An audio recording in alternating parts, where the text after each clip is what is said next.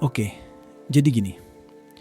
Kemarin, tanggal 3 Februari, Capcom ngerilis live action short film buat Resident Evil Requiem berjudul Evil Has Always Had a Name, atau Kejahatan Itu Selalu Punya Nama. Anjay, itu terjemahan dari gue ya bre. Sekilas kelihatan kayak promo biasa, tapi menurut gue ya bre, isinya penuh detail kecil yang ngingetin ke game dan juga film Resident Evil. Dan di video ini, gue bakal ngebahas detail-detail yang ketangkep dan referensi yang diselipin di short film ini.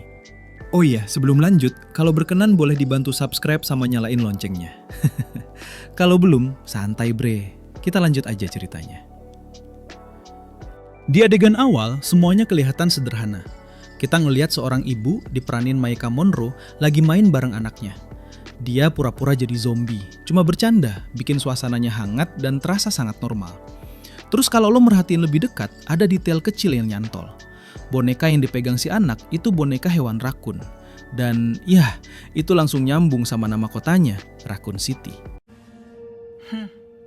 A raccoon. Guess this is fate. Si ibunya juga sempat cerita tentang kehidupan mereka. Rumah sederhana, hidup yang kelihatan nyaman, bisa joget gak jelas di rumah dan main santai di taman kota. Semua digambarin kayak Raccoon City itu kota yang damai dan enak buat ditinggali. Dan ada satu lagi nih yang mungkin gampang kelewat bre. Kalau lo perhatiin pelan-pelan, di setiap rekaman video itu selalu ada tanggalnya. Kayak 30 Agustus, terus lompat ke 5 September. Dan ini tuh penting banget, karena di momen-momen itu Raccoon City masih belum kena outbreak. Belum ada tanda-tanda kalau semuanya bakal berubah total. Nah, lanjut ke adegan berikutnya. Pas malam, si ibu kebangun karena ada siaran darurat. Dan kalau lo perhatiin baik-baik, di siaran daruratnya itu sebenarnya ada potongan scene intro dari game Resident Evil 3 Remake, bre.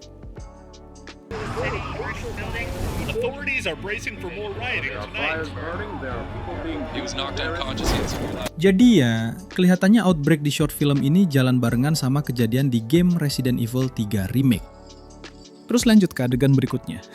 Pas mereka akhirnya keluar dari rumah buat cari perlindungan ke Raccoon City Police Station, di jalan mulai kelihatan banyak hal yang familiar. Ada polisi dengan outfit yang mirip banget sama punya Leon di Resident Evil 2 Remake.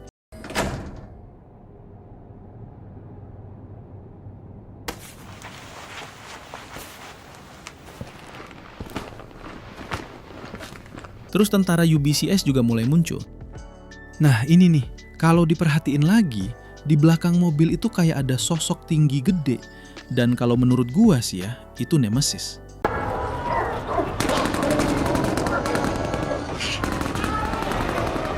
Teriakannya itu kedengeran. Walaupun kecil banget suaranya di short filmnya, tapi cukup jelas kalau lo peka. Terus lanjut lagi. Di tengah kekacauan itu, kalau lo jeli dikit, ada satu tempat yang muncul sekilas. Yaitu Gun Shop Kendo. Munculnya cepet banget, kayak cuma sekelebat. Tapi cukuplah buat kita bisa ngeh gitu. Akhirnya mereka berdua ngumpet di sebuah gedung terbengkalai. Dan di belakang mereka, ya harusnya lu udah tahu sih itu apa.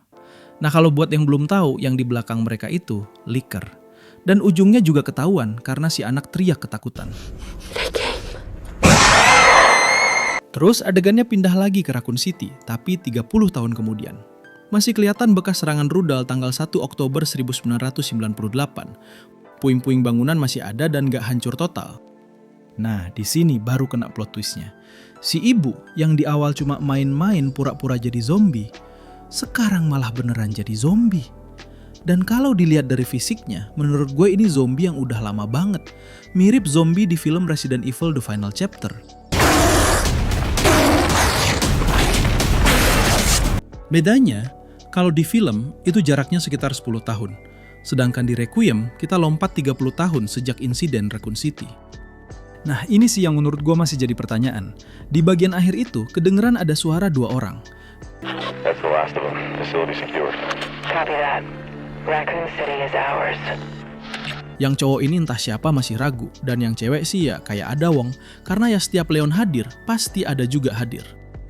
Dan kalau menurut lo bre, siapa kira-kira dua suara asing itu? Coba bagi di komentar ya bre. Nah, itu tadi breakdown short film Evil Has Always Had a Name.